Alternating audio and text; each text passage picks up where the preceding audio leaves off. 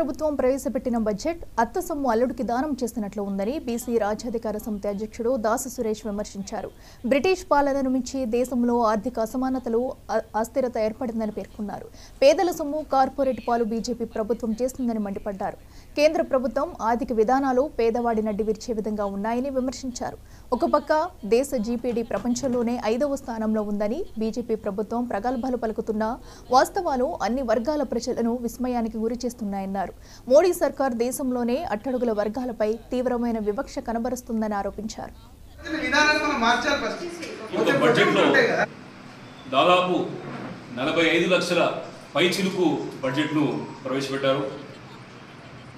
మరి మౌలిక వసతులకు సంబంధించి కావచ్చు, వ్యవసాయానికి సంబంధించి కావచ్చు, యువతకు ఉపాధి అవకాశాలు ఇచ్చేటటువంటి విషయంలో కూడా పెద్దపీట వేసినట్టు ప్రభుత్వం చెప్తుంది. మరి ఇదే తరుణం లోపల ఏదైతే వరల్డ్ ఇన్ఈక్వాలిటీ రిపోర్ట్ ఏదైతే ఇటీవల వెలువడ్డదో, ఆ వెలువడినటువంటి రిపోర్టు ఆధారంగా భారతదేశం ప్రపంచంలో ఉన్నటువంటి 5వ అతిపెద్ద జీడిపి ఉన్నటువంటి దేశంగా ఈరోజు ఉన్నా కూడా ఈ దేశం లోపల పేదరికం కానీ, ఆర్థిక అసమానతలు కానీ విపరీతంగా పెచ్చరిల్లుతున్నాయంటే దీనికి కారణం ఏంటిదనేది ఒకసారి ప్రధానమంత్రి మోడీ గారు ఆలోచించాల్సిన అవసరం ఉన్నది.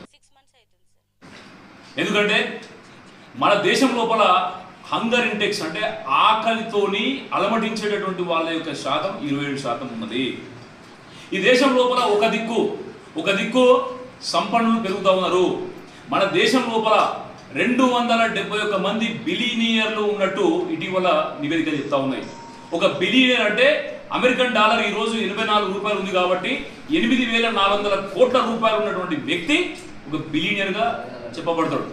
మరి అటువంటి వాళ్ళు 271 మంది ఉంటే దాదాపు టాప్ 10లో ఉన్నటువంటి వాళ్ళలో ఒక బీసీ కానీ, ఎస్సీ కానీ, ఎస్టీ కానీ లేకపోయేది ఉంటే మన దేశం ఎటుపోతున్నది అనేటటువంటి విషయాన్ని మన ప్రధానమంత్రి మోడీ గారు మనకు స్పష్టం చేయాల్సిన అవసరం ఉంటుంది.